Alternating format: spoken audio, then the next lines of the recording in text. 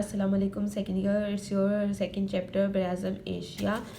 बराज़म Asia, जैसे कि दुनिया के नक्शे को अगर आप गौर से देखें तो आपको यहीं से पता चल जाता है कि एशिया दुनिया का सबसे बड़ा बराज़म है।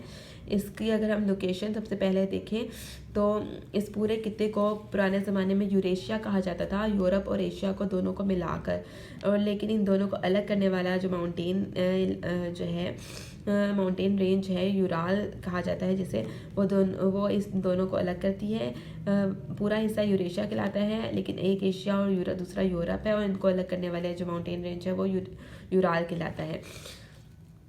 एशिया का अगर हम देखें तो ये एक चौकोर क्वाड्रेचर स्टाइल है, कॉम्पैक्ट क्वाड्रेचर फॉर्म में बनता है। इसके नॉर्थ की साइड में बहर मुंजमद शुमाली है, साउथ में बहर हिंद है, ईस्ट में इसके बहरुल काहिर पैसिफिक ओशन है, और वेस्ट में इसके यूरोप, अफ्रीका और बहर ओकियानूस पे लगता है।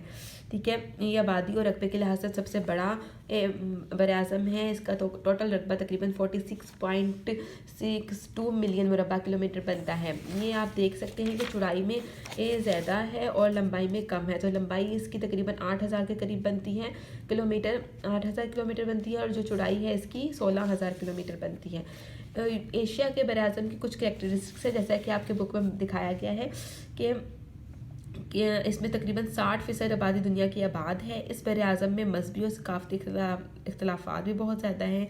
जैसे कि यहाँ पे दुनिया के 4 बड़े मज़ाहिब की इब्तिदा हुई है। गंगा की वादी में हिंदू मज़हब की, बुद्ध मज़हब की, मगरब एशिया के मुल्क शाम में ईसाई की, अरब में इस्लाम की, यहूदियत और दीगर मज़ाहिब की भी इसी सरज़मीन पर इब्तिदा हुई है।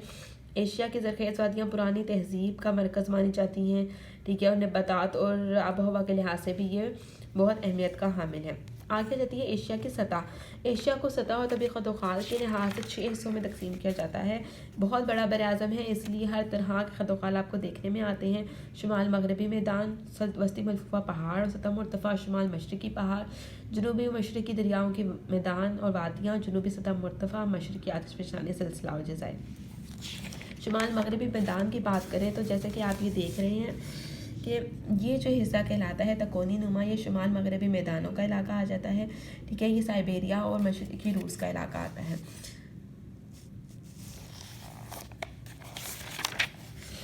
अब ये तकोन नुमा शक्ल के जो मैदान है बहर मुंजमद शुमाली यानी कि जुनूब मगरब की तरफ बहर कैस्पियन तक फैले हुए हैं, यानी कि नॉर्थ से लेकर साउथ तक बहर कैस्पियन तक फैले हुए हैं।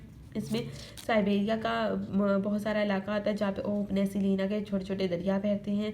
ठीक है, साइबेरिया मशरक़ी जो साइबेरिया है वो तरक्की याफ्ता है, और जो मगरबी साइबेरिया है वो थोड़ा सा कम तरक्की याफ्ता है। ज़्यादातर यहाँ पर आबो हवा सख्त सर्द होती है, इसलिए यहाँ पर ज़्यादा तरक्की नहीं हो सकती। मगरबी साइबेरिया में दरियाई ऊब बहता है, और किस इलाका जो है वो घास के मैदानों पर मुश्तमिल है। यहाँ पर नकलो हमल का बड़ा जरिया जो है वो साइबेरिया ट्रांस रेलवे का है। ठीक है, ये जो इलाका है ये आप देख लें कि नॉर्थ से लेकर साउथ तक फैला हुआ है, और ये बहिरा कैस्पियन का इलाका आ जाता है, और ये सारा साइबेरिया का इलाका आ जाता है, जो घास के मैदानों के लिए ज़्यादातर मशहूर और मादनी दौलत के अतबार से। नेक्स्ट हमारा आ जाता है वस्ती मरफ़ूआ पहाड़ी सिलसिले और सतह मुर्तफ़ा। वस्ती मरफ़ूआ पहाड़ी सिलसिले में आप क्या जाते हैं, बैनुल कोही सतह मुर्तफ़ा आ जाती है, और मशरक़ी पहाड़ी सिलसिले। ठीक है, इसमें जो बराज़म एशिया की सतह के 5वें हिस्से पर फैला हुआ है।